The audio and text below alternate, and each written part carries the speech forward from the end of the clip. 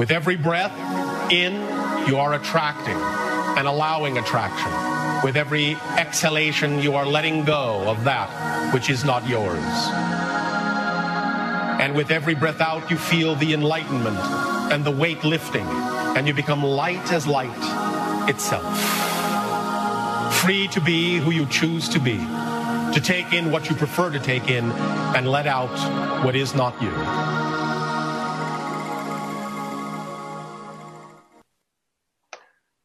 Welcome back. This is Darkcity Radio. I'm commonly known as Dom. We've got the amazing Santos Bonacci on tonight, and I may as well roll straight into it. We've just had our show with Kevin Annett, who's been exposing all kinds of crimes going on within the Vatican, and that will lead nicely on to the first bit of the subject I want to touch on with Santos, the connection with the Vatican, the Church, sacred geometry, and astrotheology. But before we get into that first subject, would you like to introduce yourself? Welcome to the show, and it's a pleasure talking to you, Santos. Thanks, Dom. Thank you very much, brother. Yeah, look, I'm just a researcher down under. I have devoted many years. I know that I did start in 81 on this path of studying with Emanuel Velikovsky, Reen Norbergen, Alexander Hislop, all of these great researchers. Some of them very like Alexander Hislop wrote a book called The Two Babylons. Great book if you want to learn mythology and everything, but it's very literal, and he did still believe in the literal rendition of these marvelous legendary mythological books that we have, which I have shown are just pure science. So, but that's where I started, and it wasn't a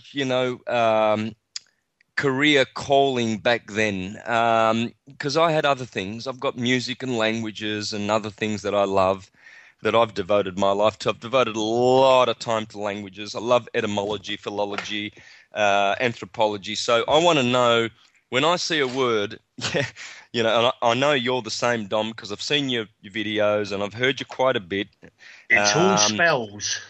It is, brother. So I've always, because I was brought up in two languages, Calabrese, which is an Italian dialect, and English, and I had the Italo-Australian thing going on. We had Spanish people. I started learning flamenco guitar, Spanish, and then I started learning other languages, Portuguese, French, Greek, Japanese, German, etc.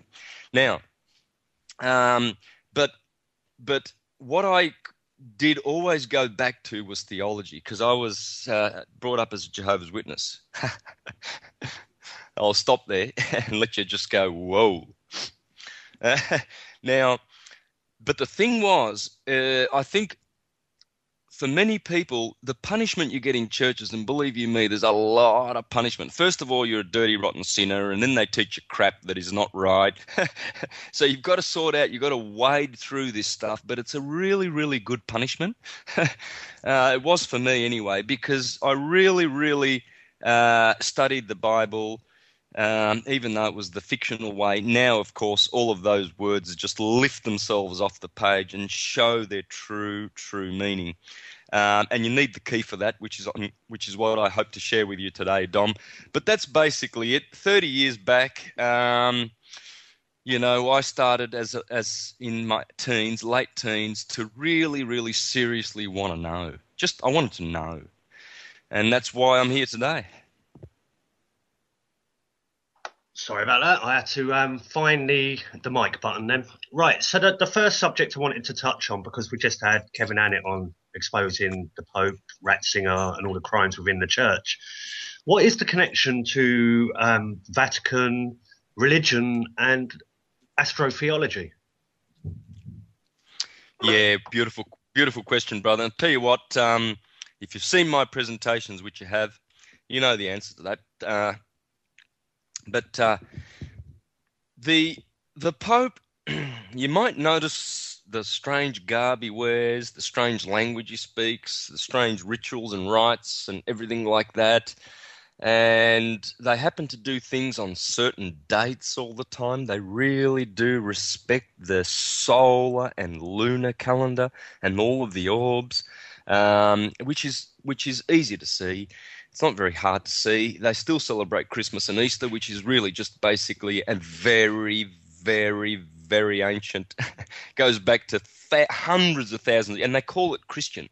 They call it some recent 2,000-year-old thing that's come up, this Christian church. And yet there's evidence, even their own church doctors like Augustine and Jerome, they all said, hey, Christianity's been around for a gazillion years.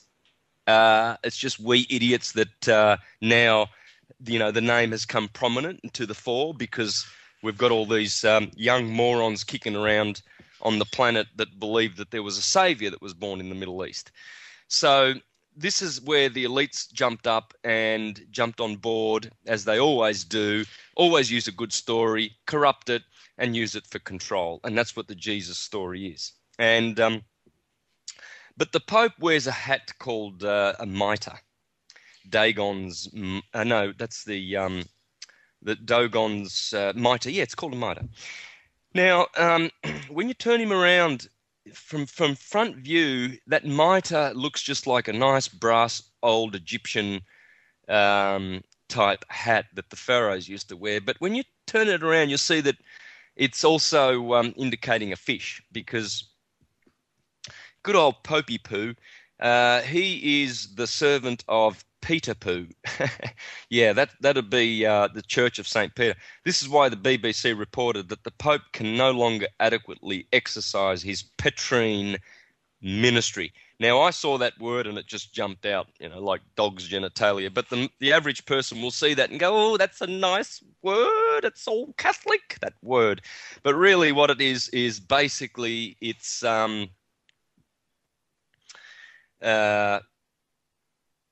Jesus is a corruption of two words, the Greek Zeus and the Roman Jupiter, the ruler of Pisces. You see, they know, as I know, and all astrologers know, and people who have the key, they know, and astrology is the key, by the way, astrotheology, astrology, astronomy, it's all the stars.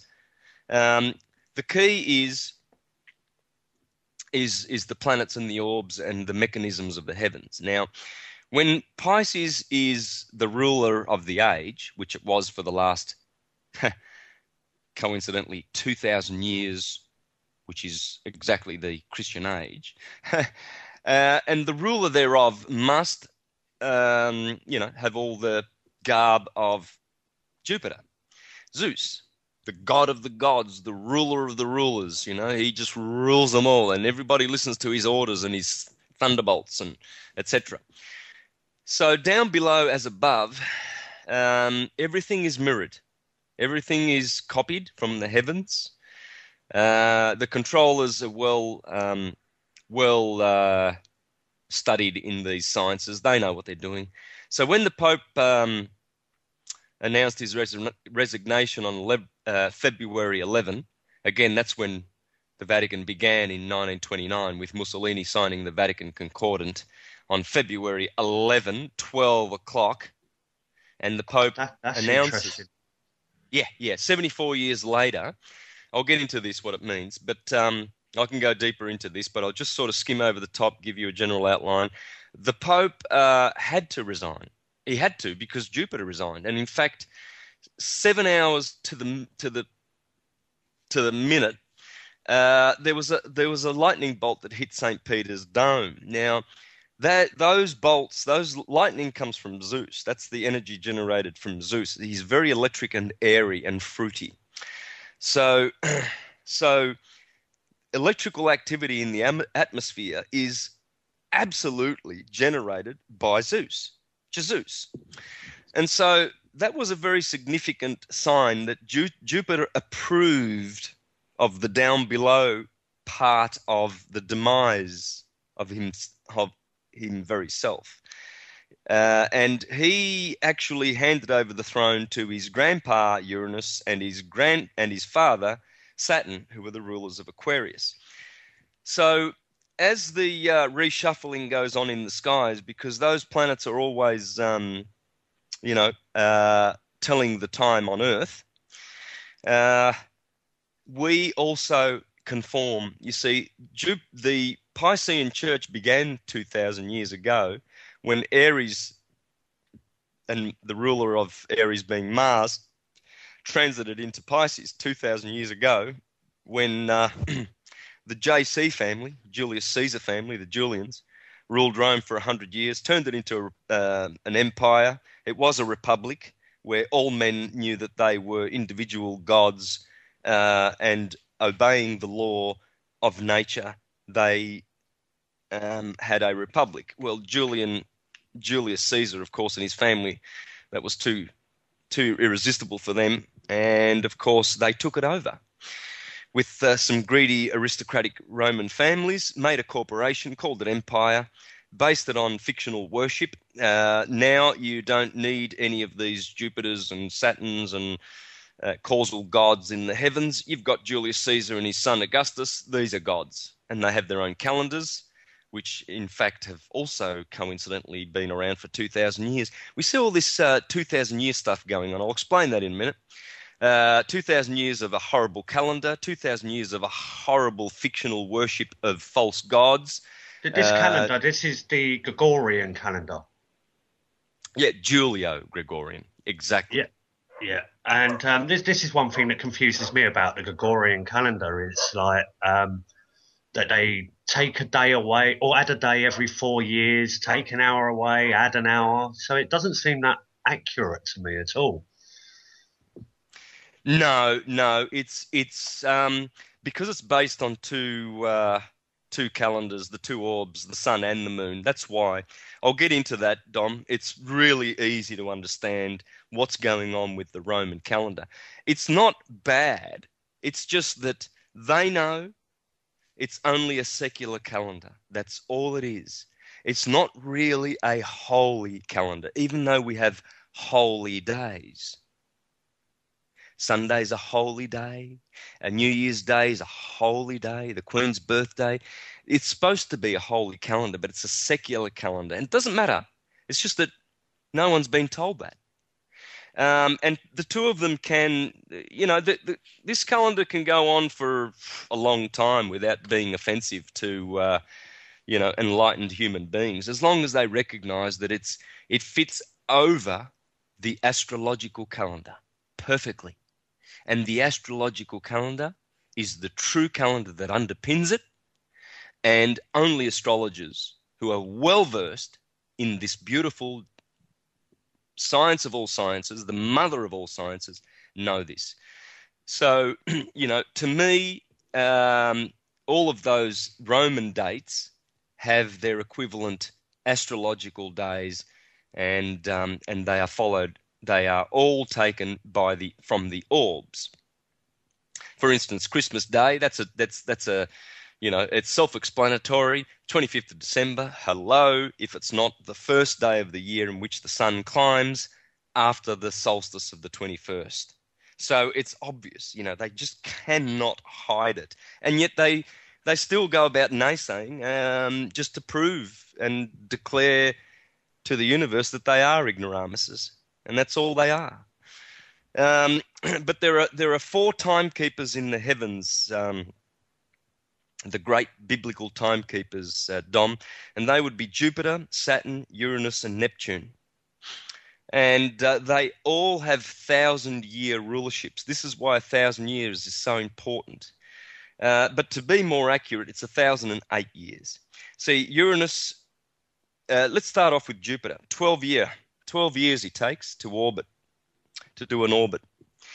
12 times 84 is 1,008 years. Uranus, Saturn, 30 years, or 29-year orbit. Multiplied by 72, which is a precessional figure. Every 72 orbits of Saturn, 1,000 years, or 1,008 years. That number turns up again. Uranus, his daddy, 84 years. 12 revolutions, 1,008 years. Neptune, 164 years. 6 revolutions, 1,008 years. So all of these four big boys, the big boys, these are called the outer planets.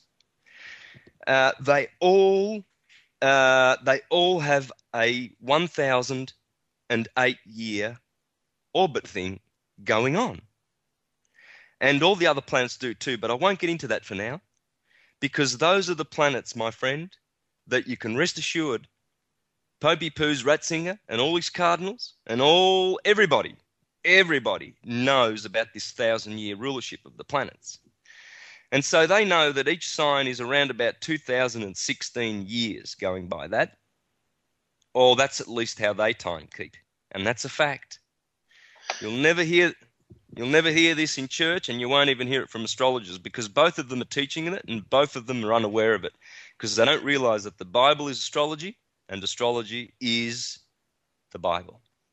Yeah, it's like with these Gregorian dates, and that's done on a cycle as such. But if you look at what the universe is, we're never going to be in the same place ever again. It's always moving onwards, isn't it? That's right, brother. Yep. Nothing ever stays the same. And every year we say, we celebrate our birthday because the sun has returned. So, for instance, me being born on March the 24th, in 1 month's time, I will have a birthday and I will say I am now a year older. The word year comes from yes, which is the original name of the sun. So this is all like looking at sun, the stars, our energy, ourselves, and what we truly are. And some people I know have attacked you and said that this is new agey stuff that's all connected to the New World Order plan and the elites. What would you say to that? If anything, it's the oldest stuff that ever was. There's nothing new under the sun. These people have been, it's like doctors who say, dentists, here, take this fluoride. It's good for your teeth. It's just stupidity and ignorance piled on top of stupidity and ignorance when people repeat their opinions and vomit their filthy, stupid, erroneous opinions. We know, Dom, and the higher-minded people who have really done their research know that it is just pure science and that it is the oldest wisdom. In fact, the Egyptians knew about this. Their pyramid, the Great Pyramid, they built that to fractals and harmonics of precession. Now, precession, we live in a cycle called the Great Year, and it is exactly 25,920 years. And that is the golden number. The number of precession, all of those numbers I mentioned before, 1,008, 72, 12, all of those, they are all precessional numbers, all having to do with astrology and the dimensions of the solar system. Now, the circumference of the sun is 2,592,000 miles, and that is exactly 100 times precession. And Plato spoke about it. Everything Plato did was based on precession, the great year. In fact, we still call the year the Platonic year, because Plato spoke so much about this year. Pythagoras, Orpheus, every single wise ascended master who ever lived speaks only about the solar science, which is the holy science. You've got to know the numbers. You must know the numbers. This is why 12, 153, 144, 7, 40, all of these precessional numbers repeatedly turn up in all of the holy texts. And would you believe it? None of these churchgoers have even bothered to question those numbers. They see 12 all the time. Jesus has 12 apostles. Jacob has 12 sons. There are 12 judges. There are 12 prophets. There are 12 this. There are 12 that. 12 stones that the Israelites put in the bed of the Jordan as they crossed the Jordan, 12 pillars they put on the other side of the Jordan. There was always 12 tribes. They were careful about this 12 business, very careful. There's never a 13 or an 11. Oh, no, can't have that number, because it's all astrology. So within the Bible, from your teachings and studies, is this not about a man that walked the earth and was telling people that Roman civil law is not God's law. And from your teachings and studies, it's all about the sun cycle, the universe, and that sort of connection. Yeah, but it's not as clear cut as that too, Dom. There are the Bible is a kind of a book that has 7 levels of complete interpretation, and the bottom level is historical. But the historical stuff is put in retrospectively. The historical stuff is put in to give perspective to the real history that is going on in the Bible. It's a history of the solar system, and it is able to record this history by knowing the key, which is precession. What do you mean by that? Yeah, well, the key of precession is the number that I gave you, 25,920 years, the most important number you will ever know. And all other numbers are fractals, harmonics, and smaller or larger divisions of multiplications of that number. Everything we do.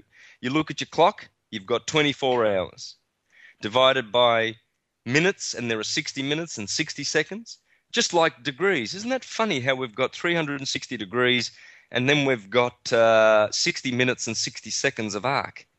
Because it all goes, even our timekeeping goes back to Saturn, Uranus, and the timekeepers, the great timekeepers, and their minutes. They give us the minutes. The hour hand is Horus. You look at the word hour and just put an S on the end of that, and that's just an anagram of Horus, because the sun is the hour keeper, and the moon is the minute keeper. That's why we call it moonets. How many moonets in a sun, in an hour, in a Horus? And how many seconds? The seconds pertain to Mercury, because Mercury is the fast one, speedy around. And how do we get this time? It's easy. You just look at astrology. Right. Every 12 sign of astrology is divided into 5 terms of 6 degrees, because a sign is 30 degrees. And you divide it into 5. That's 6 degree segments. Those are called terms. Now, there are 12 signs and there are 5 terms in each sign. That's 60.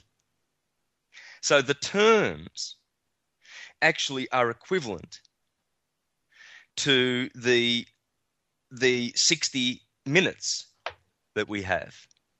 The hours are equivalent to the zodiacal signs, 12 hours or 24 hours a day, 12 signs. That means each sign gets 2 hours.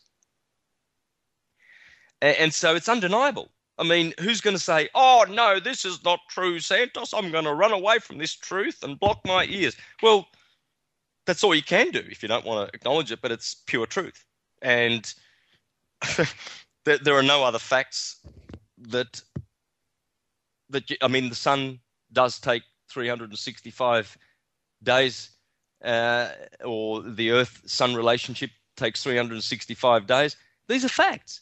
I'm only just grabbing facts and showing how they all come together perfectly in the Bible. And so I've exposed it. So, like you've also said that I had a look on some of your stuff. There's quotes like Jesus hoax and Pagan Christ. Would you like to go into more detail on that?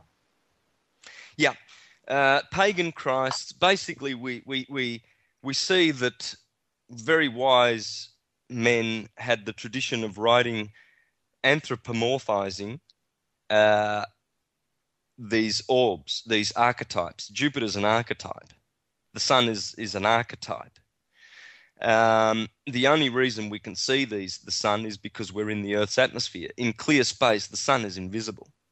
Human eyes cannot see the sun or stars out in space. You have to be on the planet with your feet, pretty much in the atmosphere. That's what causes the sun to be seen, You see, so they had a tradition of writing about these orbs in an anthropomorphic way, because we are children of those light orbs and we do the same things. Therefore, this hero that walks around with 12 disciples, being the sun, it's funny how Horus, Buddha, Krishna, Jesus, Osiris, Zabasius, Attis of Phrygia, Mithras. They all had 12. Of course they did. The sun only has 12 segments on the ecliptic that it journeys on. So he's only got 12 helpers. That's how it works. So the pagan Christ that they're talking about, you see, it always goes back to Jesus. Jesus seems to be the measure of everything. All Westerners go, oh yeah, but that other God seems to copy Jesus. They think that Jesus is the only model. No. It's the sun. And it was the Romans that plucked him out of the other thousands of saviors and said, this is the one. Because they wanted a corporate logo. They wanted a God that they could have down on earth, that they could say, oh, we need to collect taxes on his behalf so we can do his work. We're going to do his work, you see. That's why they write up all these papal bulls saying, oh, we own the world, all the souls therein. We're going to, outside of this church, you cannot be saved. And so morons for 2,000 years have been declaring this, Ecclesia, salus ecclesia extra non est, which means out of this church you can't be saved. So, Dom, you and I, we've got no hope at all unless we submit to the pedophiles. Really? Wow. Yep. It's the only way you can be saved. You've got to go down to the Vatican, pull your pants down, bend over, and then you can be saved. All those little boys that they've saved. I think they fuck us daily. Yeah, I think so too, my brother. And you know what? So I clap my hands that the Pope's retiring. Actually, I'll clap my hands even more when he's in jail, because he will be. The reason why he's retired is because he's running away from real, perfected claims against the Vatican and warrants of arrest. And these are not those warrants that, have you seen some of those vids coming out of Ireland with Ben Gilroy and all of those sovereigns there, how they stop those sheriffs in their tracks? They come along with all their arrogance. We have a warrant to evict you from this house. And then all they do is they turn the cameras on and then they just ask questions. Oh, I see. Is the warrant signed? Is it wet ink? Was the judge on his oath when he signed it? And was the judge really a judge? Did he have an oath? Did he have a bond? Who are these people with these papers coming around? Papers? Papacy? Sounds similar, doesn't it? Yeah. And PayPal. Yeah. And PayPal, exactly. And I've heard that allegedly PayPal is actually owned by the Vatican. Absolutely, they own everything, Dom. In the end, it's their corporation that trumps all the others and sucks all of the assets and energy and all of the power and whatever the other corporations below them achieve. They all go back to the Vatican. It was set up this way by the Julians, the Flavians, the Constantines, the Piso family, the Orsini family, and finally the De Medicis and the Guelphs and the Saxe-Coburg-Gothas, and all of this one pirate criminal family that has no other intention than to rule us with an iron rod and to just get filthy, filthy rich, because they don't think of eternal good for all of us. They just think of now good for them. As long as they're eating caviar and drinking champagne and smoking Cubans, doesn't matter how many little kids in Africa are starving to death. It does not matter. Their machine, the corporation, must go on. So I think we should all be rejoicing in the fact that the Pope has, and we should follow Kevin Annett's work and go to Rome in Easter and occupy that building, because we own it all. They stole it off us, and we will return it back to God, the community, which is we, the light people. It will. It will only be a matter of weeks, brother. It will be, and it might be more weeks than some wish, because many people are suffering. There's people that are severely depressed on medication, maimed and amputated by all these wars that are going on just to keep the military-industrial complex going for the Pope. and all those pedophile satanic families, etc., etc. We know all about that because we've done our homework. But anyway, their demise has come, and the reason being is because you and I and the listeners and many, many more have woken up. And in the end, we've discovered that the power was with us in the first place. The control might be with them, but the power is with us. And so, as Thomas Jefferson said, people who fear their government, there will be trouble. Government who fears the people, there will be peace. So what do you make of the statement, Jesus or Christ is in every one of us? Yeah, well, that's true, because Christ is the oil that's in the cerebrospinal system. It's called chrism. The Greeks, for thousands of years, were calling the cerebrospinal sacred fluid chrism, or Christ, or Christos, oil. It's an oil. That's why we say Christ the good oil. I don't know how many hymns that I've sung about the good oil of Christ in my church days. But the oil that runs in the nervous system, the tree of life in your body, is as vital as the blood. Now, we're always told that the blood is a divine fluid, but it's equally as important as the cerebrospinal fluid. That's another system of veins in the body, but a different fluid. Now, there are 4 rivers in the Garden of Eden, and that's the body, the Garden of Eden. The 4 rivers are the blood, the urine, the saliva, and the cerebrospinal fluid. And those are the four rivers. And they go out from the east. The east is the head.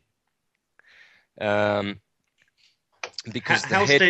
how's the head the east?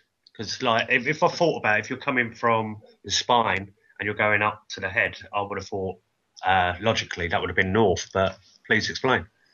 Exactly, beautiful. If you look at ancient Freemasonic cardinal crosses, you'll see that they don't have north on the top; they have east. Yeah, because they know that the sun rises in the east, therefore that's the head.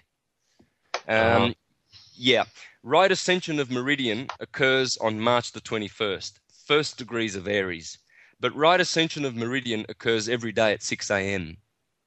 And when you look at the sun in the morning, he's pretty much rising in the east. And so that's the top of the cross, the east, and that's where the head is of every human being. Every human being is designed the same way as the zodiac wheel. The head is in Aries and the feet are Pisces, and all the other 10 signs all in line. They all fit in the body in 12 perfectly separated degrees. Aries in the head, Taurus in the neck, Gemini the 2 arms, the 2 twins, Cancer the chest, Leo the lion heart, Virgo the belly, the kidneys, the reins, they would be Libra. Scorpio is the generative system. The hips, well, that's short for hippo, and hippo is what Sagittarius is, a horse. That's Sagittarius. The kneecaps, that's Capricorn. The shins is Aquarius, and the pedestrian Pisces, pedo, because piedo is feet, which comes from fish, is Pisces. So the human temple, and if you stand erect and have your arms outstretched, you resemble a cathedral, because a cathedral is also made in the image of the zodiac. Everything you see is made just the same, as above, so below. Yeah. So if Christ or Christos is in us as the oil as such, what would you say to the people out there that actually claim to be the Messiah? Because I've met a few, even David Michael Shaler, who's an ex-MI5 whistleblower, now claims to be the Messiah. Yeah, I know. And David Icke did it, and there's a few others that did it. And it's a stage. It's a stage, and it's a necessary stage. There's nothing wrong with people doing this, and there's nothing right with it. They're going to get laughed at, and they're going to get respected. But the thing is this: we are all. When we wake up, there are different levels of waking up, you see. And when you finally go past the heart chakra, into the throat chakra, and then into the head chakras, you realize and you learn and understand and see that you are Jesus Christ the Savior. Because you have to save yourself, and Christ is within you. Christ can never, the light, see, Christ means consciousness and light. The whole universe is conscious. Every single thing you see is dripping wet with consciousness. The sun, the air, consciousness is everything. It's the driving, intelligent thing that just makes everything seamlessly seem to just flow in a continuous flow of plasma. It's consciousness. It's electric. The force driving it is electricity. The power driving it is light. Still light. Light is still. When it separates, it becomes electric. That is what people refer to as the force of the universe, electromagnetism. And so we all wake up to the fact that we are Christ. We all have to. The thing is that some people get stuck there for a little bit longer than others because they've got an important thing to do, to warn people, to help them realize that they've all got to go through that path of awakening. We all do. I mean, we've all laughed at people that have awakened before us. We have. I did when I was a Jehovah's Witness. I thought these people who were talking about astrology and all of that, I thought they were just demonized. I do love a Jehovah.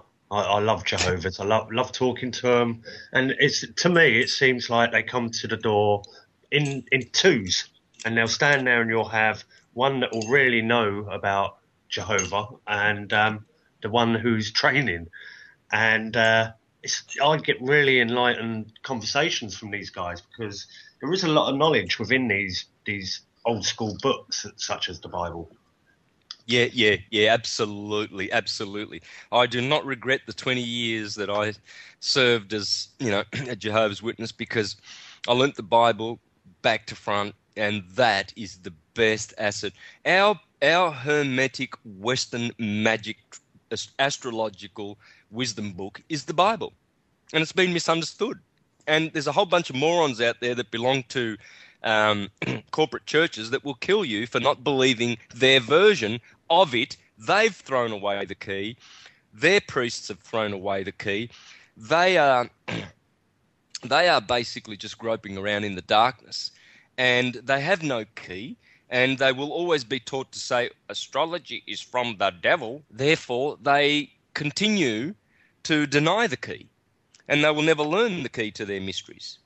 Well, Santos, I've got so many people in the chat, so many questions coming in at the moment. It's like I don't think we've ever had questions like this come in on such a scale. So I'd like to apologise to anyone who has bunged questions in. And if you do want questions, just keep repeating them until I do see them and I'll put them across to him. But if I'd like to go back a tiny bit, there's a question about the fluid, the oil, the Christ, and how long does this take to rise up to the pineal gland? Oh, that all can be done in one lifetime. It's a continual process of a life of moderation. This is why the controllers out there are so keen to advertise their wares. They continually promote things to distract us. New cars, new career paths, do this, do that. And what happens is every single distraction in this materialistic world that is not in harmony with raising the oil will postpone that job, which means that you could potentially die with the body that you've been given in this lifetime, not having woken up, meaning that you will, once your body is gone and your consciousness continues, you will have to reincarnate in order to step up the vibration and be able to get away from this prison of 7 chakras.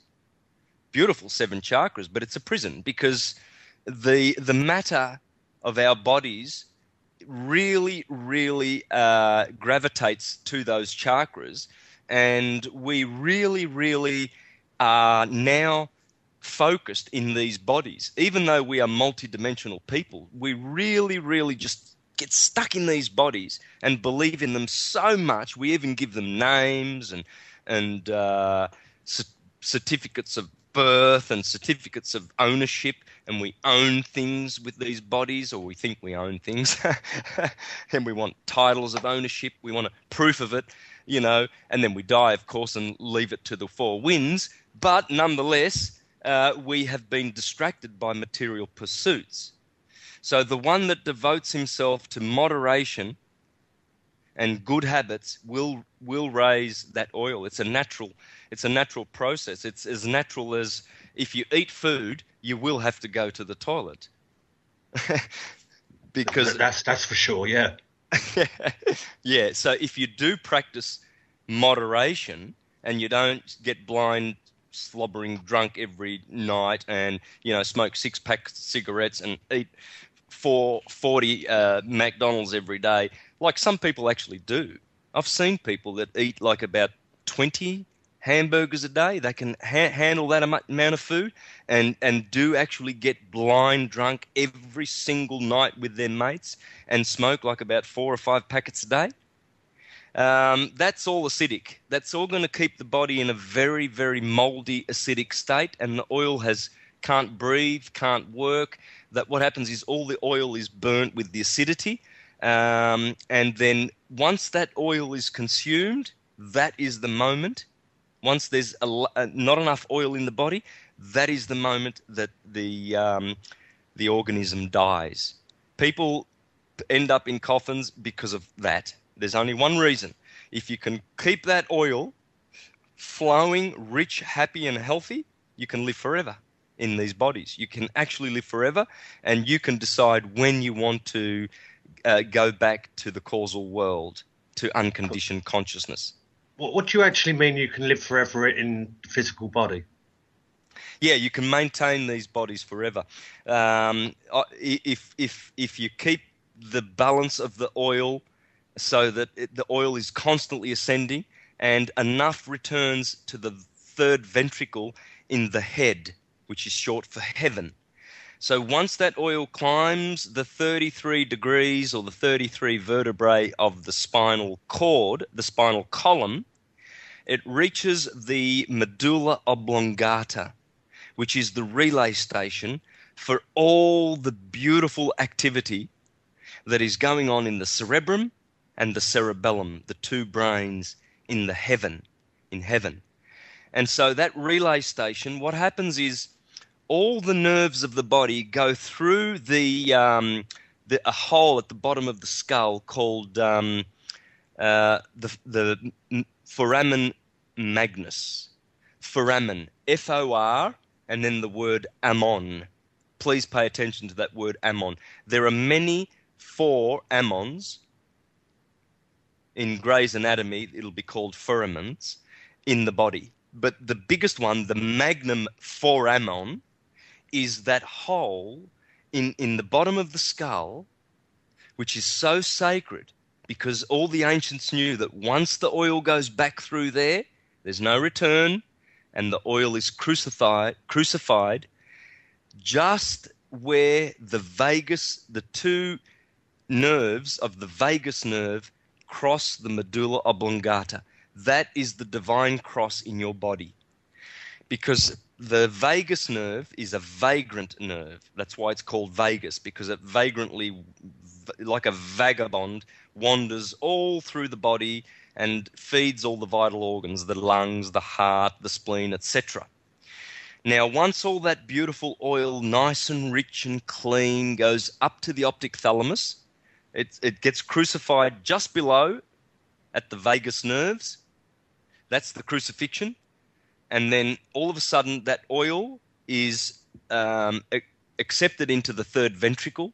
It smears the optic thalamus, remains dormant for 3 days. That's Jesus in the tomb for 3 days. And then it exalts, it is resurrected. And the pineal gland, of course, is just behind the optic thalamus. the pineal gland now is secreting a new fluid, which is called the blood of the Lamb, which heals us of all our sins. So the idea is to get the oil back to the optic thalamus, which is the light, the lamp of the body. Jesus said, keep that eye simple. That's the eye, optic thalamus. In fact, it is the central command system of all the five senses, not just the optic. But the optic is the one that sees. You see, our eyes see, but our eyes don't see everything. You know, serpents, dogs, cats, eagles, they are all animals that have better eyes than human beings do. We deliberately have had our eyes, well, not deliberately, but at the moment, our eyes are weaker than most animals. You know, and what we can see, you know, my dog, for instance, sometimes starts barking because behind me she can see something going on. You know, and so those eyes are different. They can see different magnetic fields. We cannot. The magnetic fields that we see are in that small spectrum from red to violet. And then infrared and ultraviolet we cannot see, but animals can. And so our senses are limited until such time as we reactivate our 360 senses and not be imprisoned by 5. And so the optic thalamus is the key to this. It's the key. Only ones who have ascended have had that lamp reopened. And you see this beautiful new fluid called the blood of the Lamb, Aries, the cerebrum. It reactivates all the dormant brain cells. The cerebrum is full of dormant brain cells. We know that because scientists tell us we are only using 1% of our brains. Well, speak for yourself. Right. Yeah, sorry, I told a lie. I'm only speaking I'm only using 0.00001% of my brain. So, you know, I know that there is much, much, much more. I realize with all the knowledge I have how stupid I am and how ignorant I still am. I still just frustrate myself daily for wanting to know so much, my friend. I mean, there's so much to know, and that we will always be knowing and learning. This is why naysayers are living a very dangerous life. To say, oh, no, I'm a Pentecostal and I'm a Jehovah's Witness and I've got the truth and I'm going to die Jehovah's Witness. Catholics say the same. They all say the same. Now, that'd be fine if we all realised that all religions are only just the one, which they are, and I've proven. I do like Danny Shine T-shirt that he used to wear, where it says "God is far too big to fit into one religion," and that is about the size of it. Really, it's like if God is everything, then we are part of that, and we are the all. As above is below. But after the hour, what I want to touch on is the One People's Public Trust, which you know quite a bit about as well. But before we do get to that.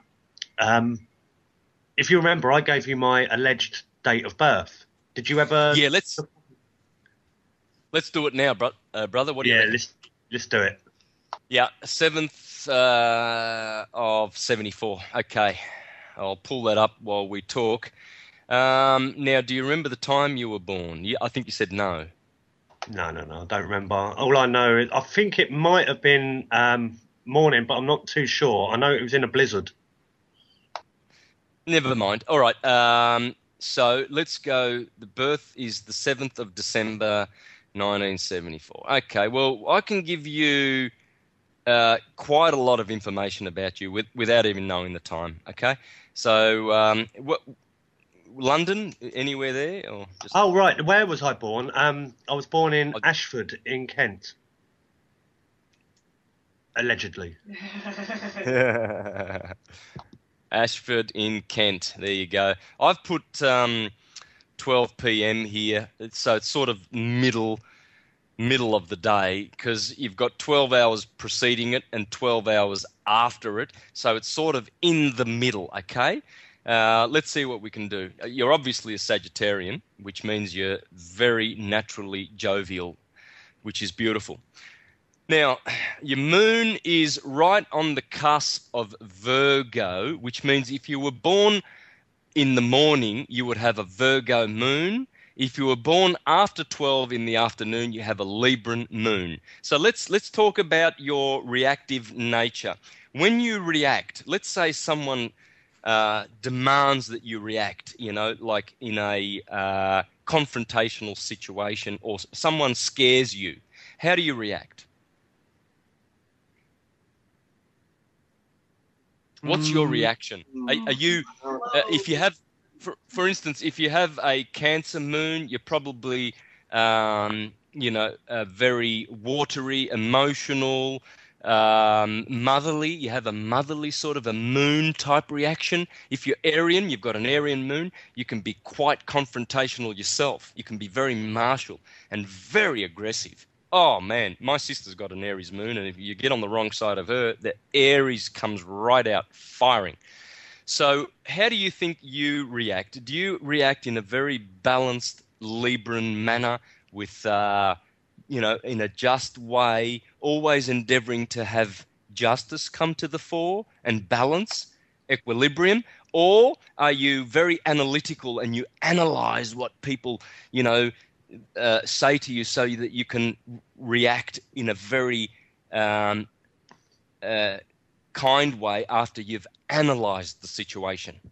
Sometimes I can be quite spontaneous and jump straight in there and off the cuff and attack straight away. But my thoughts tend to be pretty quick and pretty accurate anyway, but I can be wrong at times, as anyone can. But on the other hand, I can analyse things and sit there and not say a word about it and then deal with the matter later when I've got more facts to hand, and then I still go to town on them. But it's a learning curve for myself. If somebody tries to put me in fear and attacks me, then it's an evaluation process for me and how I deal with it, whether it is on the spot or even months, years down the line. All right. Well, I get a bit of Virgoan stuff there. So you probably were born in the morning. Afternoon would make you Libran. But those signs there are very, very compatible. They both have very strong feminine. Libra is ruled by Venus, and Virgo, of course, is very, very feminine with Mercury ruling it. So there's your moon, brother.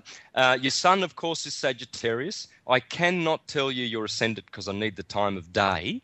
But if I were able to come to England and see you face to face, I'd be able to tell after a while what your ascendant would be, because you would see that coming through in your looks. So those are the things, those two things you really cannot perfectly establish, the moon and the ascendant, if you don't have the time. But is there a way of finding out the time?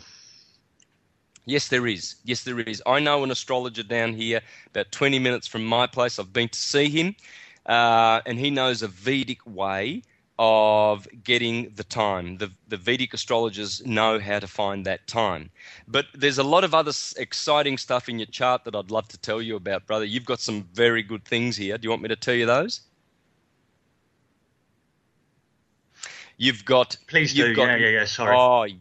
Oh, yeah. Look, you've got Mars in Scorpio, which gives you 5 golden points. Mars is the ruler of Scorpio.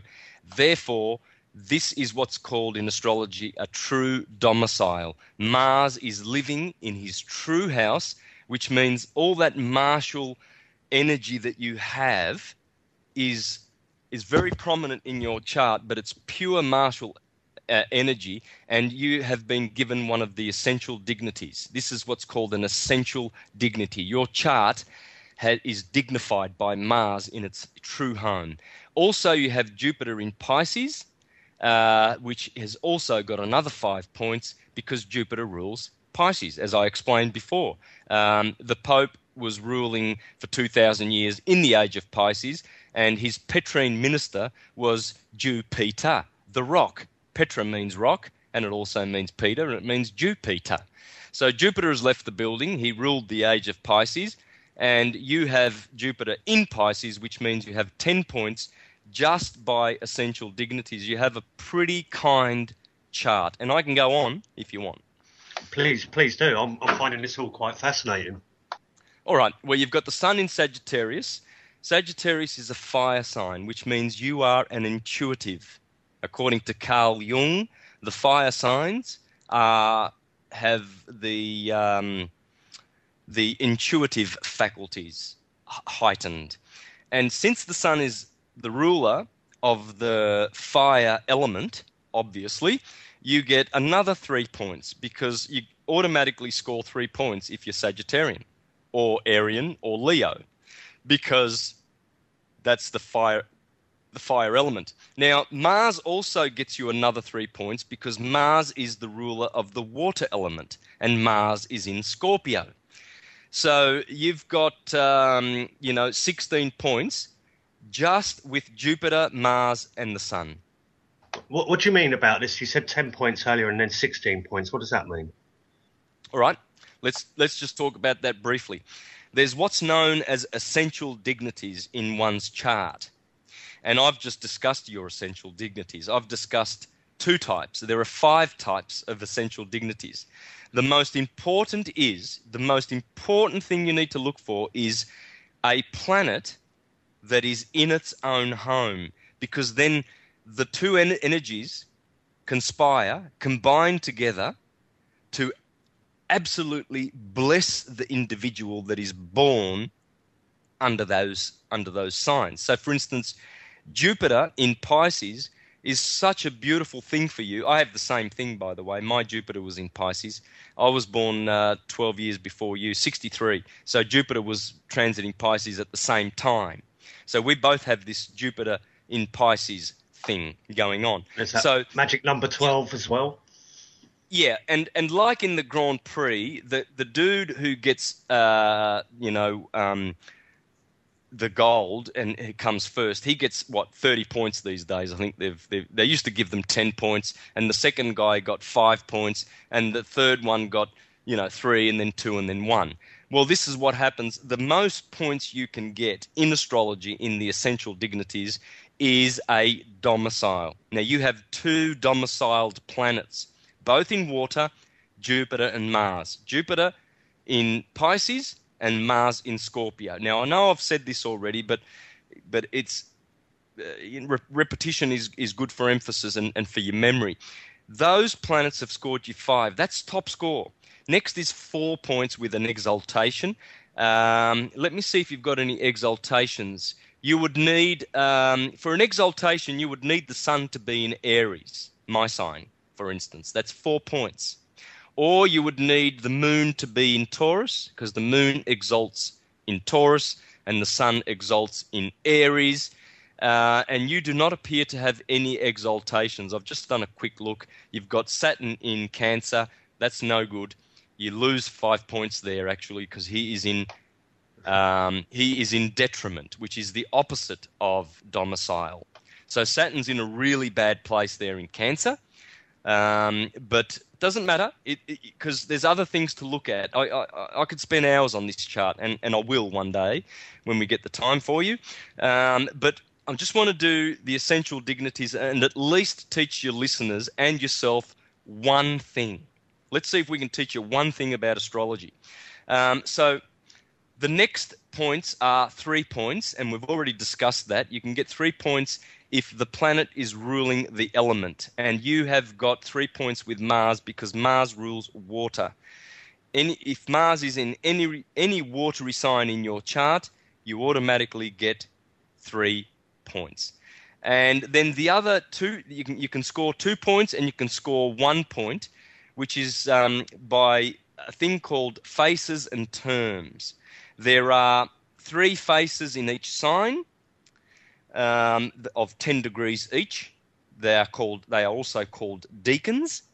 And if your planet is in one of his ruling faces, you also get 2 points.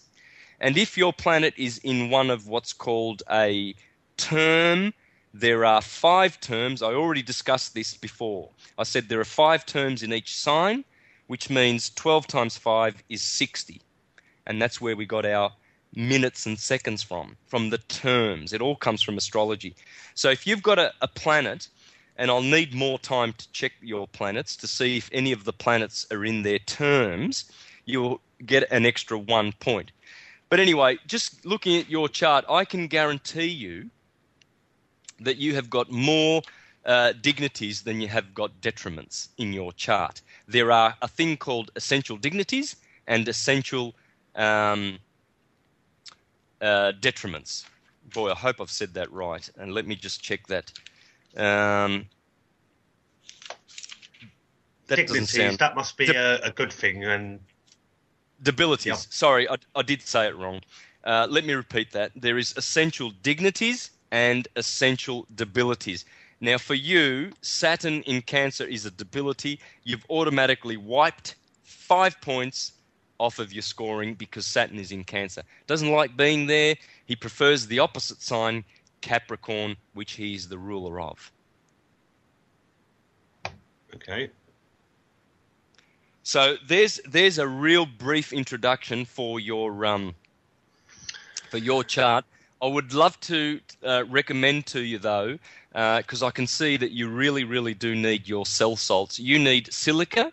You might want to write these down, or you can replay the recording of this. But you need, just for time's sake, you need silica for Sagittarius. That's the cell salt for Sagittarius, and you need the two subsequent ones, which are Capricorn, calcium phosphate. And the Aquarian cell salt is sodium chloride, natural table salt. But don't go to Coles and buy that shit. Get sun-dried, and you want to crush it daily. Don't get ground salt. Buy the rocks and crush it daily and use it crushed daily, because you will get so much benefit from salt. My two favourite salts are there's Himalayan pink salt, and there's another crystallized salt which it all forms in pyramids. Yeah, beautiful. Get that salt, brother. That Himalayan pink salt, that's been sitting there for eons, and you're actually now, every time you break that sodium chloride molecule up in your body is receiving one of the 12 salts, which are the pillars of the temple of your body. There are 12 systems in your body: skeletal, circulatory, respiratory, excretory, and lymphatic, etc., etc. 12 systems. Just Google it. Just buy, a Grey's Anatomy or whatever. Now, each sign of the zodiac rules one of those. Sagittarius is the I forget. Aries is the cerebrospinal. Capricorn is the skeletal system. That's why you need calcium phosphate. And potassium phosphate for Aries is the electric cell salt, which will electrify your brain. So if you want to take... I recommend to people who are not sort of, seriously wanting to know anything about their chart, just to take the 12 salts. Go down to your local health food store and just get the bioplasma. 12 salts, covers them all. But if you have a specific problem, and I can see that if you're going to have any problems in your health, Dom, it will be in Pisces, Sagittarius, and Virgo, because that's where all your hard aspects. Now, what hard aspects are, is that you'll have squares, oppositions, trines. All those planets are aspecting with each other. Now, I see that you have a few hard aspects in your sign, so I'd be hunching that you might have to strengthen your Pisces, which is the nerves. And have you ever had rheumatic fever? Not to my knowledge, no. But then again, I've been to a doctor about once in the past 10 years. Okay. Try this one for size, and then we'll go for a break. Just quickly, what about appendicitis? Nope. The only illnesses I've ever had that I've known about are asthma. And I can't think of anything else. I might have a little bit of brain damage, I've been told. That's a joke, by the way. No, that's about all I can see. Apart from that, just your Pisces and Sagittarius signs, your mutable signs, Pisces and Sagittarius and Virgo, are struggling a little bit with debilities. So Sagittarius is mainly liver and eyesight, and Pisces is generally all your nerves, and Virgo is generally your stomach and digestion. So you might want to just boost those up, and that's about it. That's about it for your medical. Okay. Right. So you just said a minute ago you want to go for a little break. I don't need one. Oh, you don't need one? All right, because we can just carry on and go straight through. Because one of the subjects I really want to touch upon is the One People's Public Trust, which I've only just heard about recently through Mel V, who was a guest on a couple of weeks ago, and it does sound like very interesting stuff. So, what is this One People's Public Trust about? Okay, well, 3 people, including Heather Tucci, and the other guy is Caleb. I'm not sure what his surname is. Now, they have perfected a claim, a superior claim to the Vatican's Sestui v. Unum Sanctum 1302 papal bull, which was the first express trust in history. Now, when Pope Boniface VIII in 1302, just 5 years before the Knights Templar were dismantled, when he created Unum Sanctum, they stipulated in there this charter of their corporation, these satanic bloodlines who control the world, they stipulated that they would own the whole world and all of the chattel therein, everything, lock, stock, and barrel. So they made this claim, and no one ever since has said, look, we have a superior claim. Sorry, Vatican, but there is another trust that is superior to yours, and this trust works differently to yours. That has never happened for 800 years until now.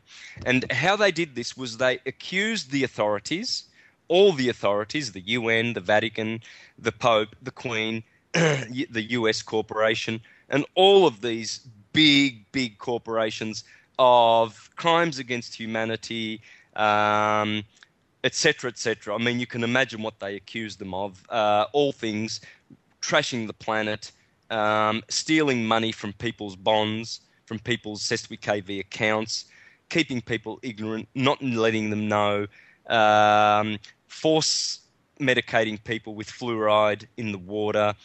By the way, that's sodium fluoride, very toxic, not calcium fluoride, which is one of the cell salts which actually is beneficial for your teeth. It's the elastic salt of the body.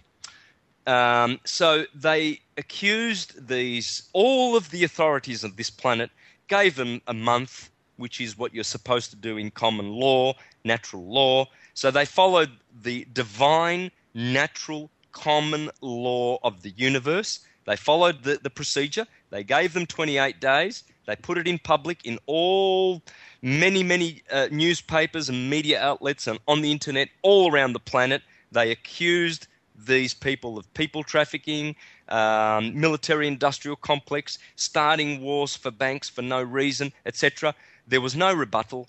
Therefore, they have perfected their superior claim.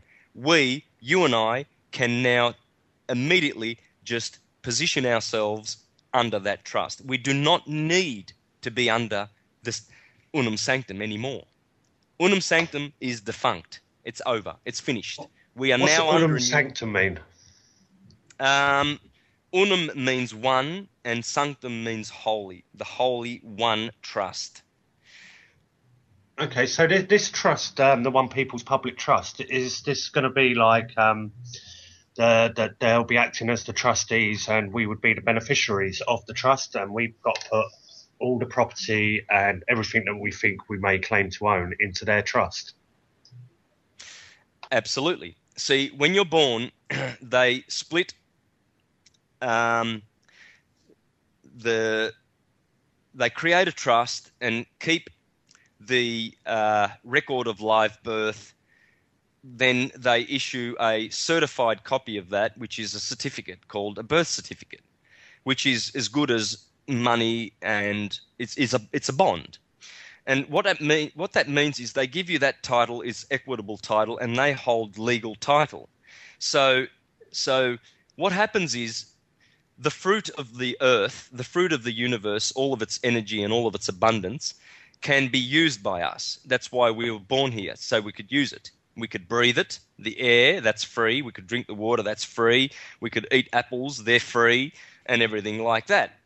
Unum Sanctum came along and said, all right, well, what we're going to do is we're going to let you be a member of our club, our organisation. You can be a citizen. There you go. And so what they do then is they create a trust, and then you've got two titles. You're the beneficiary and they are the trustee. They have the equitable title. So what they've done, what they were supposed to do was administer our affairs and have a record of that certificate that we hold in our hands so that they could, governments at least of separate nations that use this system to protect us. But what they've done is they've actually made themselves the beneficiaries and dipped into our half by using our fruits, the usufructuary. You see, what they've done is they've made themselves usufructuary of both of those titles. So what they do when they summons you to court, they invite you, it's just an invitation. And they're inviting you to their place of commerce as such, and this is why we are policed by consent. And then they use their spells and hide their words in their black magic books, which is Black's law, and that's how their game of commerce rolls, is my understanding of it. Perfect. You took the words right out of my mouth. That's just what I was going to say, actually. Brilliant. And and so what they do is with their tricks, and I can go into that, how they do it. It's quite easy. But they get you to be the trustee because they want to switch roles with you. They need to benefit. They need to use those fruits. So they bring your bond. What they do is they've got three trusts. They've got three bonds. They've got a bid bond, performance bond, and a payment bond. They rock up to church. Funny about that slip. They rock up to court, which is church, which is a bank, and to do commerce. And they want all that beautiful money that's in your trust that you are the beneficiary of. So they change roles with you. But you've got to go to court and you've got to submit to understand them and, understand their questions all the time so that they can trick you and they can say, thank you very much, and enrich themselves through those bonds. Because, you see, they are supposed to have an oath. They are supposed to have a bond. They are supposed to have, what else are they supposed to have? Those two at least they're supposed to have when they rock up in court. But they rock up with those bid bonds and constructive bonds because they're constructing a case here. You see, like any contractor would construct a home. You need to construct this thing. You see, so they trick you into being the trustee. They become the beneficiary. They get the benefits and they cash those bonds in. Now, they haven't turned up with any of their bonds. So they're pretty much flying without a net, hoping that you don't realize that it's all your bond that is going to make them that money from cashing in those bonds. You see, these are securities. And how do they do that? Well, you see, because they certify their papers and we don't, when you get certified authorized paperwork, the prosecutor always, the policeman that prosecutes you because you went 10 miles over the limit and you're in court and he's prosecuting, all these papers are certified. He actually has got securities and bonds, and you haven't. You've got these affidavits that are signed by a justice of the peace. That's not certified. So this is why we always lose. So it seems to me that you've got these banking elites that started out within the churches holding gold and property for people, and they were giving people tickets and receipts and bonds so they could come back at any time and pick up their gold. Now, the priests that are holding this realised they had a huge store of gold, and the people weren't going to come back and collect it all at once, so they started loaning it out. And this is where the fiat currency and the commercial system that we got in date today. Now, would you believe me that by the statement of power corrupts and absolute power corrupts absolutely? And that's what's happened to them. They might have genuinely done this. Well, they might have had the intent to control us with this intent, but it might have just stemmed out of the way, and they've just got power hungry with the power that they've got. Yes, of course, that's how it happened. Because nothing is all evil or all good on this plane in which we live. Nothing is. Absolutely nothing. And yet it is all one. But nonetheless, it happened. It's just something. See, they can't just write a papal bull and create trusts that are totally in their favour, even though it has become that way. They had to give us some benefits. They had to at least pretend that they did this to protect us, which they did, because we hold the certificate. I mean, I've got my birth certificate. I've got my bond, which proves that I'm equitable title holder of it. So I'm the chief CEO, and I'm the president of that, and I'm the boss of that. Really, equitably. But you see, what's happened is they conveniently forgot to tell us how it works. And then in 1933, of course, with the bankruptcy, we became chattel of the Vatican through their deception of the birth certificate, etc. But yes, Dom, yes, it's that corruption factor, because most of those people, a lot of those people that were behind that trust would have been good people. They can't all have been evil. They can't. It's impossible. You can't just have a whole bunch of evil people conspiring to do just evil things. They actually do good things too. They do. It's just that because of ignorance, the intent behind all things gets railroaded, gets corrupted, and this is why you and I, the people, need to reclaim our governments and reclaim these things. We need a government that fears us, that says, hey, trustees, pay this bill of mine.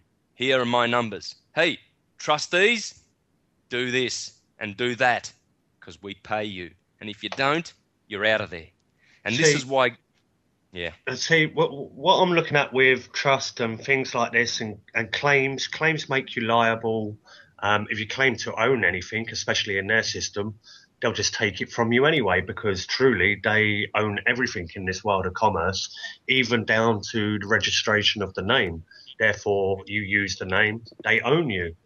Now, if you're going to put everything into trust, and in fact, it's already in trust with the Bank of England, and they do own you, and they control you from that aspect of it. So now these guys that are doing the One People's Public Trust might be doing something out of good intentions, but power corrupts. So who's to say that by giving all these people your property and your claims of ownership, that they're not going to own you and control you just as much as the power elites that do it now? And would the power elites actually let anybody use any trust against them when they could just wage war and bring in military force? Yeah, I don't like it either, Dom. It smacks of, it's all now to their advantage. You go to court, you lose, even though you rock up with even if you rock up, with all your knowledge and you know how the system works, they will find a way, and they can if they want to. Sometimes they let you go through, and these sovereigns come back and they go, oh, we won. Yeah, okay. Well, you may have won too, but some of the times it's because they let you win. So, but the thing is, Dom, if we just think about this, okay, I don't like the idea that, because I know that I don't own anything anyway, so that equitable title means diddly squat to me, probably like it does to you and a lot of other sovereigns. So I don't pay much attention to it anyway. But imagine this. if we all realised what those birth certificates were, that they were bonds and that we can pay for anything. You can go to a lawnmower shop, buy a lawnmower if you need one because it's broken down. You can buy a car. If we realised that that was real money and not the money that the banksters tell us is money, we could have 100% peace today, because what we could do with those certificates is we could, if we needed a car, we just go straight up to the car yard and say, I want that brand new Mercedes-Benz over there. There's my bond. Pay for it. And the salesman says, great, thank you very much. Thanks for your signature, Mr. Bonacci. See you later. There's your car. See you in 10 years when that one when that one breaks down. And so how can the elite bankers, the elite families now, corner the market? It's impossible for them, because why would we need to buy their cars when we can buy our own cars and we can buy our own houses because we've got our own bonds? So if everybody woke up instantaneously and realised, if we could get this knowledge out to people and realise that they can use those numbers on their birth certificates to buy anything you want because it's a prepaid system, that would immediately make all banks superfluous and redundant, and they would have to disappear. It's easy to make them disappear, those guys. Easy. Just use your bonds the way you're supposed to. That's it.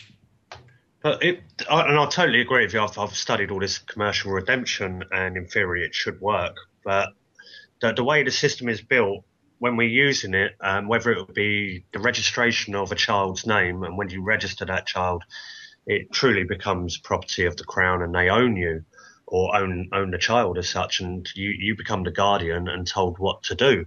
And my first advice, if I'm ever going to give any advice to anyone, is just don't register your children. Teach them how to be free from that system, and don't use the system. Whatever way, shape or form you can do that, just don't use it. It's there to control you. Now, when you're going in there fighting the system, whether it's with commercial liens or affidavits and deregistering of cars, it seems to me that a lot of this information is put out there and it's all discombobulated and very here and there, and it's very hit and miss, and people seem to be testing it out like I've done myself many, many times.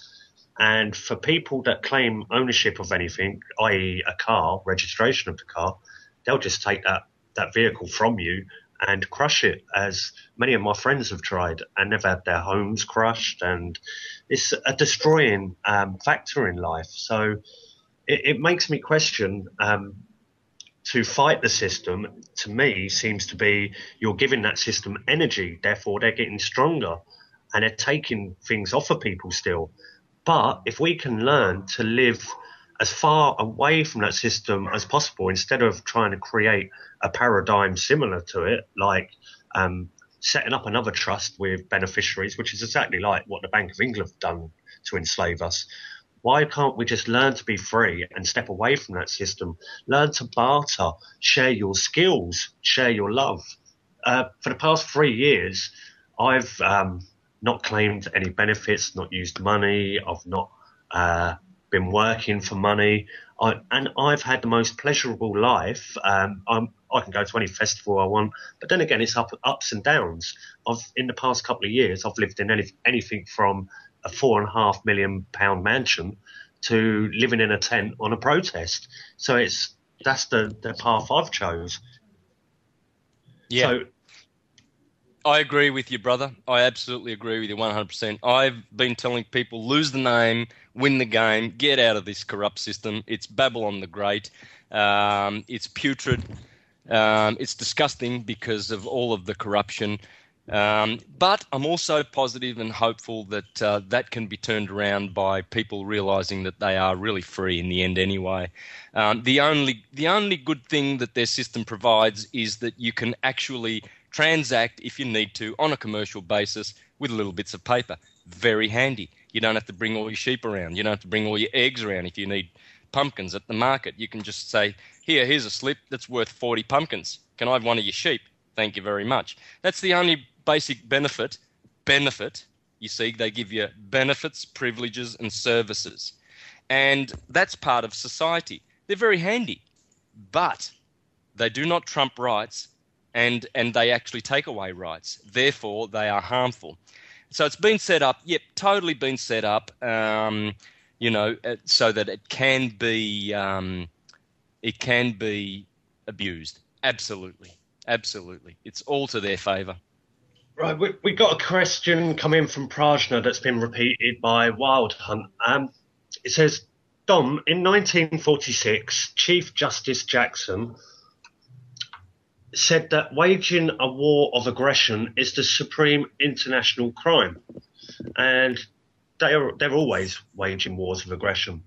So the question is, does Santos think that people who care about committing the supreme international crime would really give two hoots about trust law? You mean the controllers? Does that mean the controllers? Yeah, as such. Yeah.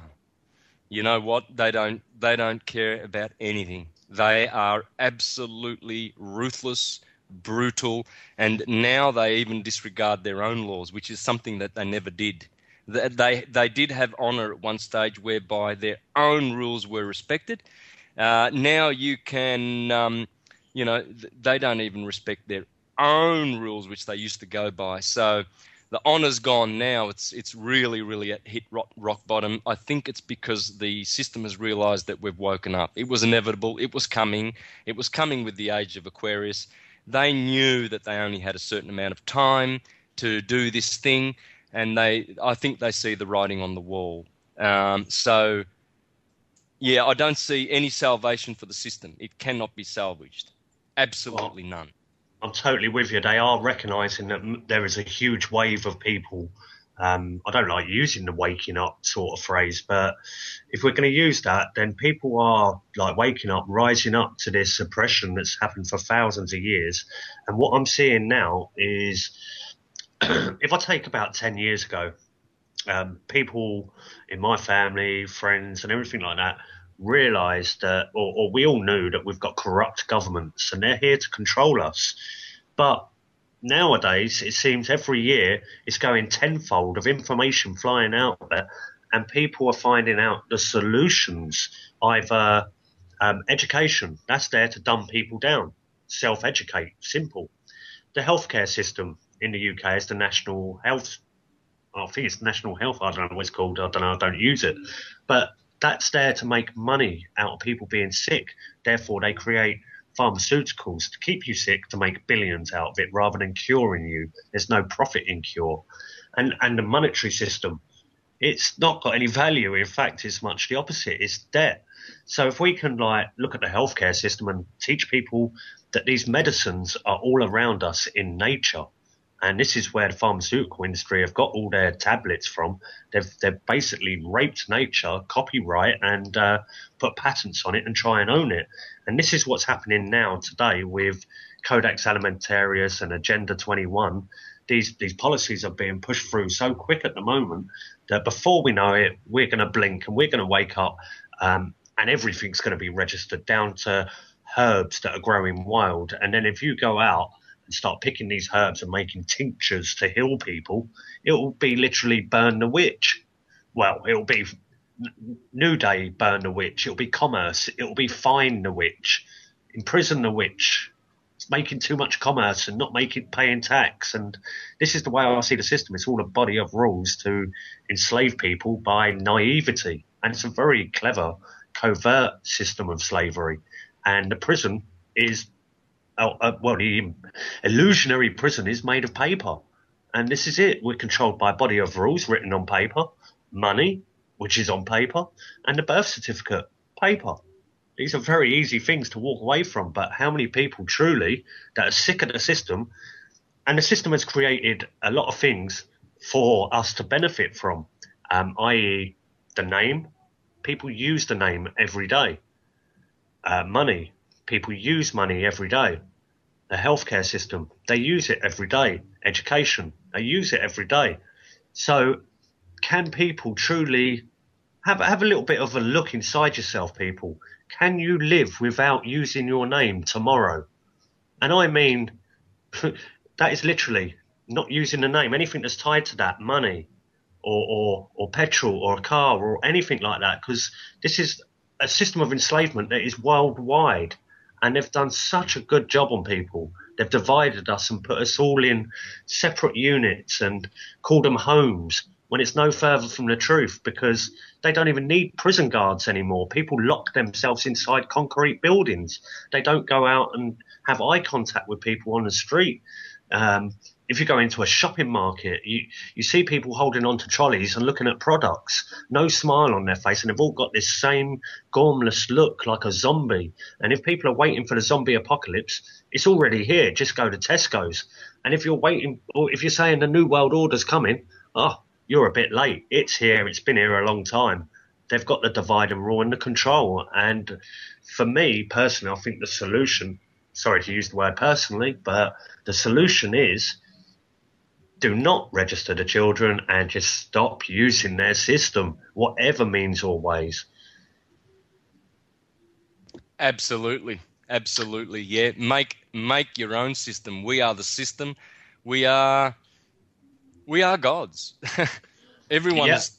All the ancient texts have told us that. Don't forget that you are gods. The moment you do, the controllers will come around and they'll have a piece of your ass. Well, this is it. Somebody else said about God earlier, so I don't need to put that across to you anymore. But this is truly it. We are all that. Well, we are one is a very silly statement on a physical realm, because we means many and one means single. So the polarities of that statement are overwhelming. But when we look at spiritually or energy-wise, we are all energy. But we're operating on this physical realm, and atoms have been proved to be 99.999 recurring space. So the whole of the universe that we perceive to be real is made of mostly space, and the physical part that's actually there is what we perceive to be real. So all the stuff that we don't know about is energy all around us that we do not know, and that's what we are part of. We are all that one, the sacred geometry and the pattern of what is. And if we can resonate in positivity instead of negativity, and I'm guilty of it myself, I get sucked into arguments and it doesn't feel good, and this is a resonance that you're passing off around you. Yeah, you should do good. Absolutely. There's another question that's come across. Could you ask Santos about the court of record, please? Do you know anything about courts of record? Well, one would have to convene a court of record if you're going to go to court, because then what you're doing is you're noticing them or notifying them that this is not going to be a administrative procedure. This is going to be a real court. So, but you'd have to convene it. First thing you'd do is just say that you're convening a court of records. But then when you start doing that, you've got to watch out, because they'll get you for fraud anyway, because you're using the name, I guess. Eventually, if you're using the name improperly, they will get you. You've got to be very, very, very, very careful how you use that name, even as a beneficiary. But that's the way to have a court of record. Otherwise, they will just they won't record it at all, and they'll get away with all sorts of crimes. They'll just, and by the way, they don't keep the records themselves. They contract that out. It's all corporate contracting now. The people who record, and what happens is, you can go and pay for a transcript of the court's proceedings, and they'll just turn around and say, "Oh, we lost it," and they can get away with these excuses. No, they're lost. We don't have them anymore. So if people are going to be going into court like Dean Clifford and Winston Shrout and all these guys that go into court, I'd be very, very careful. Best not to. Well, this is the whole thing. There's a lot of people, like, as you just mentioned, Dean Clifford, and he really, really knows his stuff. But where is Dean Clifford now? Yeah, he's that's in right. prison. In and out of jail. So because they're not honourable. Dean is honourable, but they are not. So there's got to be, we must. So I like the People's Trust. I'm supporting it, because firstly, I checked their paperwork. They did perfect a superior claim. So it is a superior claim. Eventually, it will have to be recognised. But all of our groups that we're involved with are absolutely plastering the information about People's Trust all around Facebook, all around the world, on their networks. Pretty much a good portion of the population already knows. The Italians, the group of sovereigns in Italy that I'm connected with, I do a couple of weekly shows there in Italian. They are certainly, since Italy's going to vote next month, they are going to be voting for People's Trust, or they're just going to declare that they belong to People's Trust. So there's a big movement in Italy going on. All around the world, people. I do Spanish shows too. All the Latinos know about it. I've got a weekly show from Ecuador, which a lot of Latinos, even Europeans, listen to in Spanish, and they're aware of it. The whole world is opening their eyes. There are organizations and community groups off the grid that are starting off the grid. The grid's finished. It's absolutely finished. And this is globally exploding everywhere. And this is one of the things that I like to evaluate things, as you might be able to tell. And half the things that I've done and looked into and tested out and tried, and watching this awakening and rising of people makes me wonder and question, by my own actions, am I helping to enforce the New World Order plan? Because if it's a global movement going on, and if it does get manipulated, or if it is manipulated, or even if it is orchestrated, because at the end of the day, we're all reading and researching this information, and it does sound like a good thing. Like Christianity sounds like a good thing to many, many people, so they follow it. So therefore, could it be manipulated and controlled for their agenda anyway? Possibly. The only thing that I care about is that if a trust comes along that's, done by people who have no real agenda behind it. These are individuals that don't have, multi-million-dollar investments like the Vatican families that are behind the Vatican. These are very, very rich Khazarian, Egyptian, Babylonian, Persian families. It's basically just one big family. This Saxe-Coburg-Gotha, Hanover, Habsburg thing. Where do these names come from? These are just families that have got corporations that want to protect their power over the earth. Ancient monarchies. That's it. And they have no real power, really. It's just because of the money. So what a fine way to thwart them. Someone comes along with another trust and trumps their trust. I'm good with that. If corruption comes through that new trust later on, well, then we'll have to deal with that. But nothing is good or evil altogether. And what happens is what happens.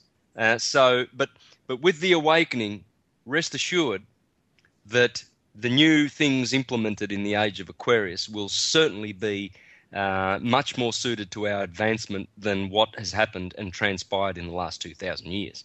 Pisces is one of those periods that we know that we have to suffer. It's the Iron Age. It's the two fish suffering under the waters. One is doubting, one is believing. This is why the motto of Pisces is I believe. Because with belief comes doubt, and that's the other fish, the mutable duality of the Piscean sign. And this is what they've done. They've used that mutable energy of Pisces to divide us, divide and conquer. This is why Christians, when they go to church, they either believe or doubt. And they get baptized in water. Pisces is a water sign. Well, this is something I said the other day. So, sorry to butt in there, but I didn't want to go too off the subject when we're talking about light and dark. But I said something the other day, and when it came out of my mouth, it just didn't sound right. But it is. There is beauty in the dark, and there's beauty in everything. But when I come to look at it, it's anything that the power elites or the bankers, whatever they use to manipulate and control or to do for the bad, we can have a look at their techniques, their skills, their teachings or whatever, and it can be used for the good, because this is all about how they control us. Would you see it like that? Yeah. Yes, absolutely. There's still good in the system. There has to be. And this is why I said to you before, I agree with Dean Clifford and Winston Shrout and a lot of these other guys. Winston Shrout's a wonderful gentleman. He's actually perfecting claims and arrest warrants, and he promises that there will be arrest warrants of banksters and corporate criminals. They are now perfecting their system. I'll speak about that in a minute, but I just wanted to say, firstly, before I go into what Winston Shrout is actually doing, I believe that the remedy is pretty simple. There are two main negative things with the system as it stands at the moment, and they are these. First of all, we're ignorant as to how it works. If everybody was enlightened to realize what those bonds really, really were and how they steal money off you in court, etc., then the game's up. Secondly, why should the system be run in debit? Why can't we run a system in credit where everybody is in credit, which assures logically that we will have a far more peaceful, happier world? Is it possible that these controllers just want misery? Is it possible that they have to run this system so that it is goddamn frickin' miserable and not a pleasure and a delight? For me, it would be a delight if I could say, hey, I need one of those automobiles, what you call automobiles, so I can get from A to B. Here's my bond. Can I have one of them new Chevrolets, please? Because I like that model. That's how it was supposed to work. Everybody would have a house. Everybody would have the power to create their own money, which we do anyway. I mean, why do such powerful corporations as banks want our simple little scribble called a signature on their filthy, dirty, rotten papers? Why do they need that before they can proceed with their filthy, rotten schemes of implementing their dirty papers? Because it's our signature that creates money in the first place anyway. And they're just indicating to us that they need our authority and our signature because you are the one that's going to make that money anyway.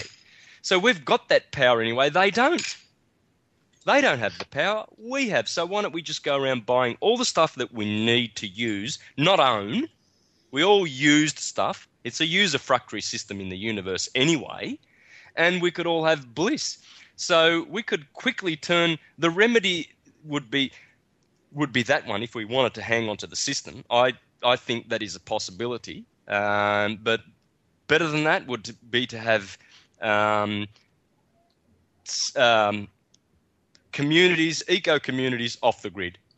Yeah, well, that's what I started doing a few years ago, was trying to do land claims and start communities on the land and do absolutely everything to try and be free from that system. You know what I mean? We had the people with the knowledge to deal with it legally and things like that, but it's such a struggle when you're trying to do things for other people and you're putting all this weight on your shoulder. And what I was doing at the time was trying to promote freedom, and I just saw it more as enslaving myself by promoting the freedom. So I was just like, I had to give up that little project and just move on. And all I've done ever since is move on and go onwards and upwards. But do you know much about anything like Agenda 21 and climate change? Yeah, they are all Club of Rome inventions. All of this shit that we are subjected to. You know, this green movement. Oh, be green, be green. You know, they expect us to change our light globes to save 3 cents a year when they are spending gazillions on killing people and trashing the earth, etc., and causing us compelling us to pay for energy when it's free. Yeah, the system can't go on. It is putrid.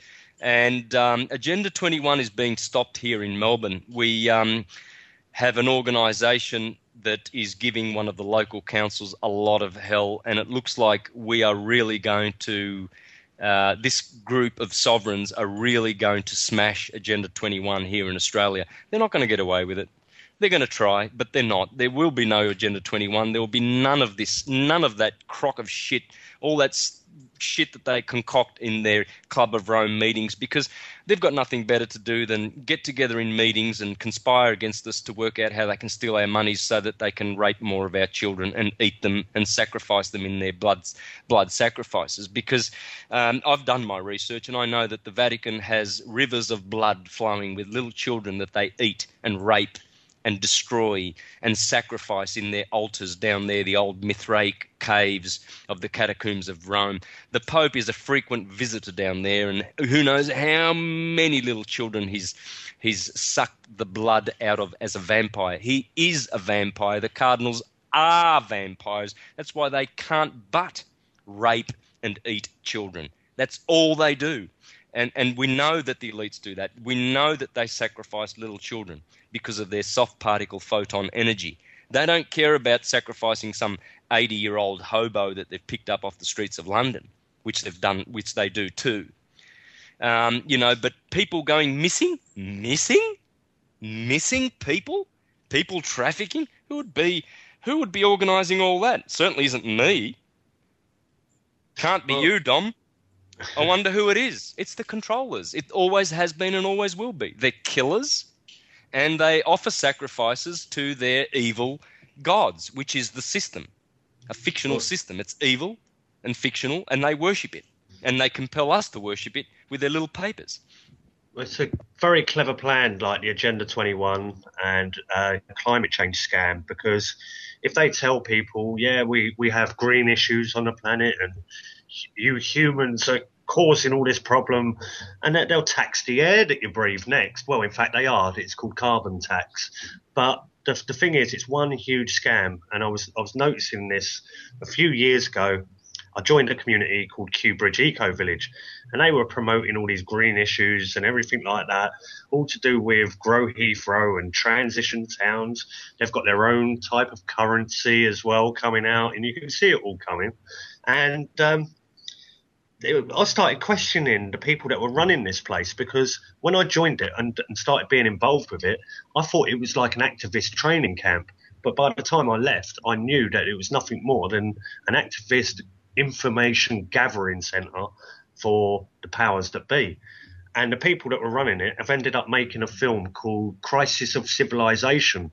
Now, this film is funded by the Rothschilds, and it's also got Nafis Hamed, who's made it with Dean Puckett and Gareth Newnham. And Nafis Hamed is connected to Chatham House. So there's so much exposure, and like I've been labelling these people, or not actually, I've been questioning their motives and why they do what they do. And the thing is, it's all becoming pretty damn clear and apparent. You cannot hide a lie forever. Yeah. Their interest is to send their agents, which are well paid, into all sovereign communities and to infiltrate them, and just to keep their people there so that they know what everybody's doing. All churches have been infiltrated. All organisations have been infiltrated. Their people run them all. Their people are in there. Rest assured that the Jehovah's Witnesses governing body will have one of their Jesuits in there, knowing what they're doing and controlling what they're doing and guiding them. The Baptists, the Mormons, all of them. That's how the system works. That's why you can't seem to break through the system. It seems like there's this wall of, mind-controlled masses that believe in this system as a god, and they believe that banks have the right to charge us interest, and governments can tax us to 50%, and they go along with all this shit because they're so stupid. They're so puny, and so diminished and disheveled, not disheveled, shriveled up in their spirits inside, that they are puny little 9-to-5ers that and then happily hand over 50% of that hard-earned money that they've worked in a factory, which pays them small money with no benefits, and then all of that factory proceedings goes to, the controllers anyway. This is upside down, man. We've got the remedy in our hands, and it's consciousness awakening. That is it. Be aware of what's going on and say, no, we're going to turn it around. And we will, if we haven't already. This is it. I do think non-compliance is the key. And it's not just about just going out there and going, fuck you, I don't want to have anything to do with your system. It's more of how to find out who you truly are. And I don't mean like, are you a postman? Are you a name or things like that? Because when we do look at it legally, and the legal definition of person is corporation, well, we know we're not a corporation. So what are we? And then if we can find out who we truly are, then we can love ourselves. And we need to love ourselves before we love anyone else. And the solution is within each one of us, not in joining a group or being part of a system or any kind of thing that's like a group will group up. Like, let's take a look at Anonymous. And Anonymous will attack anything that doesn't agree with it. Or Occupy. If you're not part of Occupy, you're against it. And it's like, well, they say they're the 99%. I will guarantee you 99% of the world hasn't heard about the Occupy movement. So they are the 1%. And in fact, they are the 1% because, as we said, George Soros funded it from the start, and all the infiltration from many different angles from government bodies. And this was worldwide. So we got about a minute left, Santos. And this has been one of probably my favourite show so far, to be honest. Is there anything else you'd like to add for the last moment? Well, not really. I just hope people can, be encouraged and be positive about what's going on. There's nothing really totally good and totally evil. And even though there is evil things going on, but it all reverts back to the good eventually. It all will. It's undeveloped good. That's all it is. I'd just like to encourage people probably to go to my YouTube site, Mr. Astrotheology, one word, MR for Mr. Astrotheology. And there's 21 presentations there full of all of this enlightening truth, astrology, sovereignty, etc. And do that. And I'm also going to be making a documentary soon. So hopefully in April I'll be going to Ecuador, or probably doing it from here, but be making a really good documentary on this stuff. True enlightenment, how to know yourself, who you are. We are multidimensional entities. We are much more than what we think we are. We are connected to all the stars that are out there. So why should we reduce ourselves to names on a bit of paper and let anyone walk all over us? We are what we are.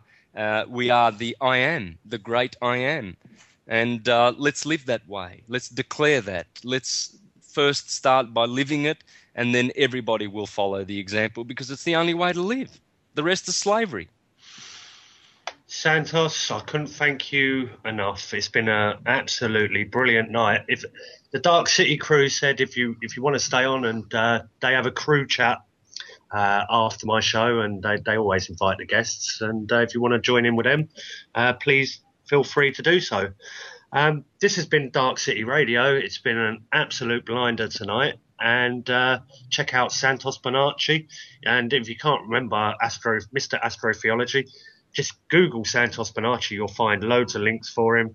And as always, on my YouTube channel, commonly known as Dom, you'll find podcasts, and have a look at Darkcity Radio too. Thank you very much. It's been an absolute stormer.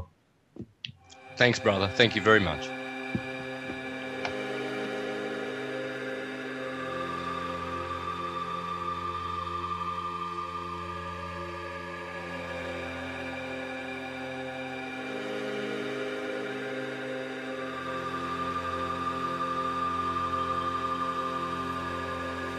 It's a matter of importance to me that you be lucid and aware of what you're able to be. Since I was able to see the lack of limits, I've been infinite, and this is indiscriminate.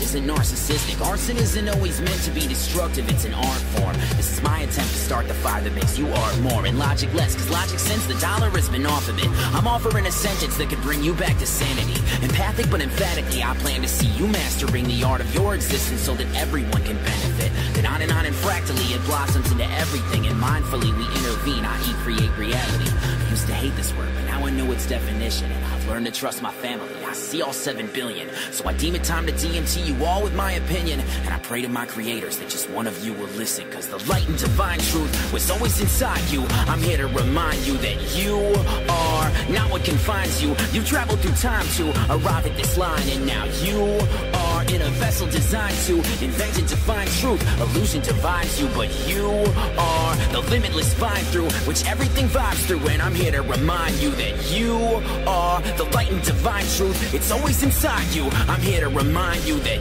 you are not what confines you. You traveled through time to arrive at this line, and now you are in a vessel designed to invent and define truth. Illusion divides you, but you are the limitless vine through which everything vibes through. And I'm here to remind you that you are, I am the Illuminati of my own reality.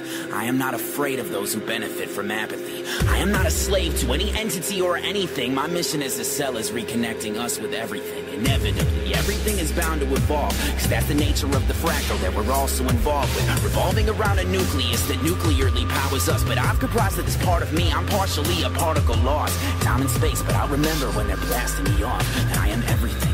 Free from the pendulum I may never be, but I control my darkness just enough to make a friend of it. Addendumless, my Bible is remembering the ultimate. Then every channeled verse is holy text because we come from it. And every son and daughter is my bleeding hearted counterpart. So I will find the others and remind them that we have a heart. You're part of God whenever you remember, and I'm sure now endeavoring forever on the quest of showing more how the light and divine truth was always inside you. I'm here to remind you that you are not what confines you. You traveled through time to arrive at this line, and now you are in a vessel designed to invent and define truth. Illusion divides you, but you are the limitless vine through which everything vibes through. I need only remind you that you are the light and divine truth. It's always inside you. I'm here to remind you that you are not what confines you. You traveled through time to arrive at this line, and now you are in a vessel designed to invent and define truth. Illusion divides you, but you are the limitless vine through which everything vibes through. And I'm here to remind you that you are God. I'm here to remind you that you are the light and divine truth. It's always inside you. And I'm here to remind you that you are not what confines you. You traveled through time to arrive at this line, and now you are in a vessel designed to invent and define truth. I need only remind you that you are God.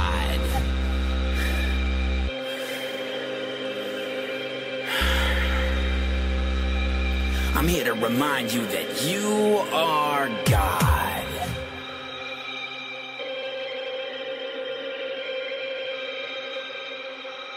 I'm only here to remind you that you are a magical turtle.